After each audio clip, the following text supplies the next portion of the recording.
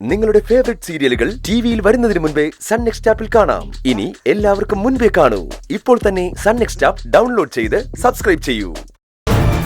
സംസാരിച്ചു കഴിഞ്ഞോ? ഇനി ഞാൻ എന്റെ ഭാഗം പറയാം. നിങ്ങളുടെ അനിയനെ ജയിലിലേക്ക് അയച്ചതുകൊണ്ട് എനിക്കൊരു ഗുണമില്ല.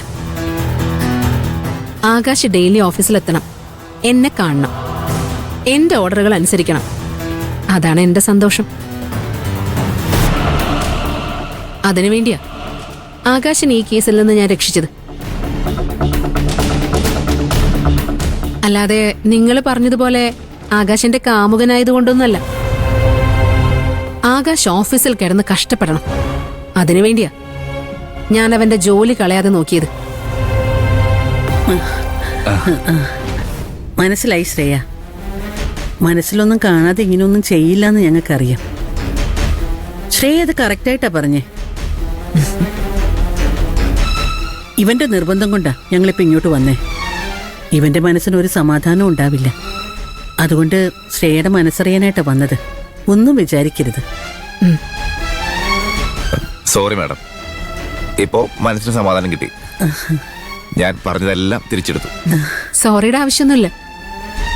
നിങ്ങൾ രണ്ടുപേരും ഇവിടെ വന്ന് എന്നോട് ഇത് ചോദിച്ചപ്പോ എനിക്കും സന്തോഷമായി. ശരിക്കും ആണോ? അതെ ആന്റി, നിങ്ങളെ കണ്ടു കഴിഞ്ഞപ്പോ എന്റെ മനസ്സിലൊരു ഐഡിയ കിട്ടി. എന്താ ഐഡിയ? ഇന്ന് ആകാശ് ഓഫീസിൽ ലീവിന് അപ്ലൈ ചെയ്തിട്ടുണ്ട്. അതുകൊണ്ട് ഇന്ന് ലഞ്ചിന് ഞാൻ നിങ്ങളുടെ വീട്ടിലേക്ക് വരാം. എന്റെ ലഞ്ചിന്ന് അവിടെ.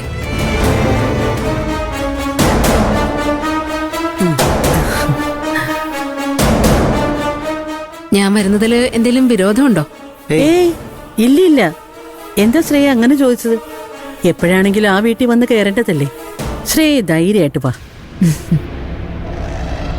കരിമീനും കൊഞ്ചും കാളാഞ്ചിയും ഞണ്ടും ഒക്കെ ആയിട്ട് വലിയൊരു വിരുന്ന് തന്നെ തരാം. അയ്യോ, അതൊന്നും വേണ്ട. വേണം. കല്യാണത്തിന് മുമ്പുള്ള ഒരു വിരുന്നാണെന്ന് കരുതിയാൽ മതി. ഓക്കെ ആന്റി, ഓഫീസിൽ പോകാൻ സമയമായി. ഞാൻ ഇറങ്ങട്ടെ. ശരി.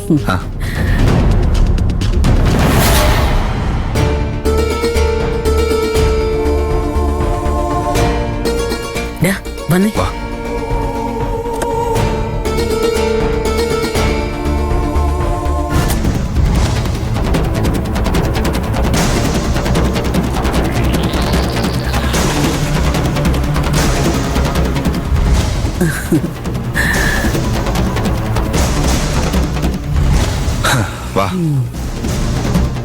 അമ്മേ, അവള് പറഞ്ഞു മനസ്സിലെന്തോ ഐഡിയ കിട്ടിയെന്ന്.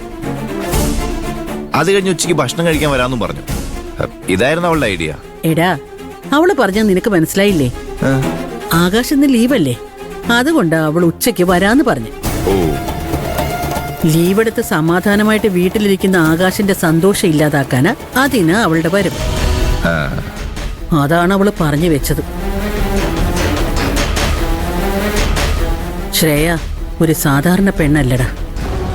സ്നേഹിച്ചാ നക്കിക്കൊല്ലും, വെറുത്ത ഞെക്കിക്കൊല്ലും. അതാണ് അവളുടെ സ്വഭാവം. ശ്രേയയുടെ മനസ്സിലിരിപ്പ് കണ്ടുപിടിച്ചു. അമ്മ പുലിയ. അതാടാ ഈ ഹേമ. അവ പോവാ, ഭക്ഷണം അറേഞ്ച് ചെയ്യണ്ടേ? ഭക്ഷണം ഈ ഹോട്ടലിൽ നിന്ന് വാങ്ങേണ്ടി വരുമോ?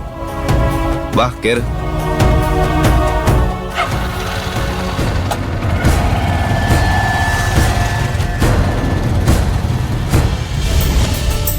അശ്വതി, അനുമോളെ, ചാരുമോളെ, വരുന്നു ബാലമാമേ. എല്ലാരും ഇങ്ങോട്ടൊന്ന് വന്നേ. എല്ലാരും വേഗം വന്നേ. എന്താച്ചാ? ഒരു പ്രധാനപ്പെട്ട കാര്യമുണ്ട്.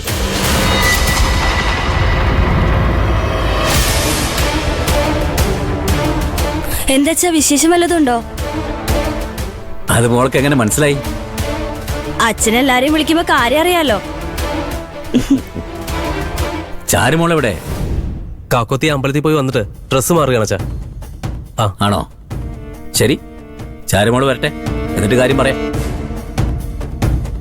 അതെന്താ ചാരുമോള് വന്നിട്ടൊരു കാര്യം പറിച്ചില്? അവള് വരുന്നതുവരെ ഞങ്ങൾ എല്ലാരും ഇവിടെ വെയിറ്റ് ചെയ്യണോ?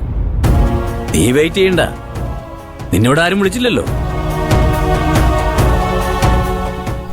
പ്രധാനപ്പെട്ട കാര്യമുണ്ടെന്ന് പറഞ്ഞ് ഞങ്ങൾ കേട്ടു. ഈ തറവാട്ടിൽ എന്ത് പ്രധാനപ്പെട്ട കാര്യമുണ്ടെങ്കിലും ഞങ്ങളും അറിയണമല്ലോ. നിങ്ങൾ അറിയേണ്ടത് ഞാൻ പറഞ്ഞില്ലല്ലോ. ചാരുമോള് വരട്ടെ, പറയാം. അതുവരെ ഒന്ന് വെയിറ്റ് ചെയ്യേ.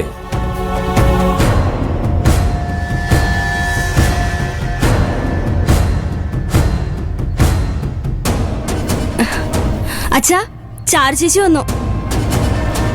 ഇനി വിശേഷം എന്താന്ന് പറ.